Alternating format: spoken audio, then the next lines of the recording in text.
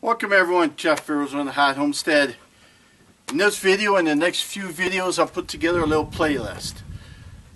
And the reason why I've done this is because I've been out here for like 8 years now, 8+ years. And so I did a playlist for every single year, but I did everything on there, like I put everything in there. And I got thinking, that's just a lot of boring stuff you guys don't want to see. So what I thought of was, let's put together the top videos by viewers like you over the first 5 years. So I put together this playlist, and this is just one of those videos.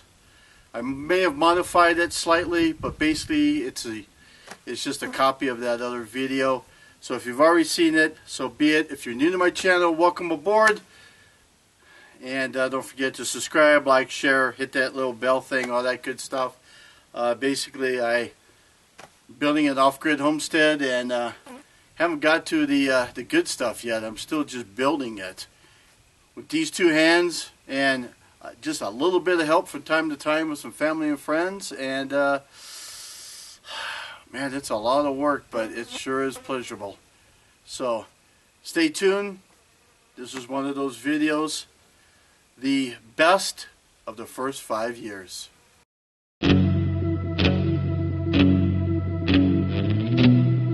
Jeff, ArizonaHotHomestead. In today's video, let's talk about wiring up that 12-volt pump for my outdoor shower, and more important, wiring it up to a switch, a waterproof switch. Obviously, shower makes sense, so let's get on to that. So here's the pump that I'm using for my outdoor shower. It's basically the same type of pump that I use in my RV, and the reason why I have it is because I bought it a long time ago when I bought the RV as a backup to the pump I'm going to need in the RV. So if that one ever goes bad, this is my backup, if you will. So just to give you, see how that glare is coming out, some of the numbers that's on here. Gives you plenty of pressure, 12 volts. Now here's how I have it wired. If you notice here, it says fuse 10 amps. So you need at least a 10 amp fuse. So what I did was, right in there is my fuse. And so you have a red and a black wire. So your black wire, I just wired that directly to a battery. So I have it going into my battery casing here, and it's going right to my battery. This is a 12-volt battery. In fact, it's the same type of battery I use on my trolling motor on my boat. So, because these batteries here died on me, I can't get any power out of them. So, then the positive comes out, and instead of the positive going over here directly to this fuse, I actually have the positive going to a switch. So we're going to go backwards here. We're going to go from here to the switch. So from the water pump, goes through this fuse, and then into a line that I use some of this, some of this wire cover stuff and kind of plastic. Then I went over it with some electrical tape just to help hold it in place. Now, I wanted to do that for a couple of reasons. One, rodents like to chew on wire, so that will help keep them from chewing on the wire. And two, it's exposed to the sun, so I don't want the sun to dry out and crack and split that wire as well. And trust me, I've seen it happen out here in Arizona. So anyhow, so let's follow this wire. So I have the wire coming. Now if you notice, there's two wires there. That's because one of them goes to the batteries and the other one goes to the pump. So we got both wires coming around. Following, I just use some clamps to kind of help hold it up because I have water coming. Because I have water that's going to be down here, I wanted this above the water. And I have it coming. Now there should be very little water on this side, so I went ahead and just put it underneath my tin here. Then I have it strapped to this 2x4 here, so again it keeps it up off the floor. Run it up through here and then into my switch. So now let's get into that switch and see what it looks like.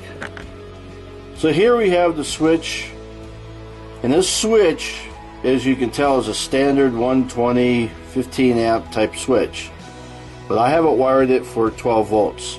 Now here's your difference when you're wiring this up. In a switch, you're going to have your black and your white are going to be on each one of these connectors, and then your ground, which is normally your bare or your green wire, goes up in here. Because I'm wiring this 12 volts, I don't need to use the black.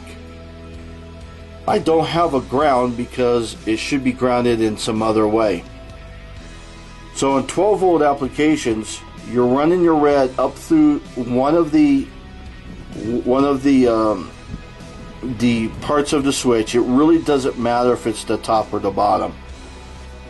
So I don't remember which one is what, but you put it in one and then you do it the other. Basically, a good way to look at a switch for DC is your positive line. You're just putting a cut in your positive line, and when you put a cut in your positive line, that's where the switch goes. That's all there is to a switch on a DC. When you're wiring a switch on 120 volts, it's different because you have to include all three wires. But in DC, in 12 volt applications, you're only going to need the red wire, the positive wire, because the black is considered your negative at DC, and it goes to your negative on your battery or to your ground. It could be either one, because normally you're going to ground your batteries, and your ground on your batteries, just like on your car, is from the negative. So that's how I have this switch wired. Now on this, to waterproof it, there was this device here that has this waterproof gasket on it, and then this red piece in here, as you flip it up and down, will flip the switch. And it doesn't really look like much, but let me tell you, it works beautifully. I'm impressed with it. So when you're using a waterproof switch, this is a great way to waterproof a standard switch. Thank you for watching my video today, and I appreciate you watching it all the way through there. Don't forget to like, subscribe, share, and comment. Every little bit helps support my channel. My name is Jeff, and you've been watching Arizona Hot Homestead. Thanks for watching, everyone. Hopefully you hit that subscribe button, and that you share the video and do the bell and all that good stuff. Hopefully you liked the video. This here was a number of videos in when I'm in a playlist that I'm calling the best of the first 5 years, based on viewers. So the ones that have got the most views, those are the ones that I put in this playlist. And hope you enjoyed it. And guess I'll see you guys on the next video. See you. Bye. Have fun.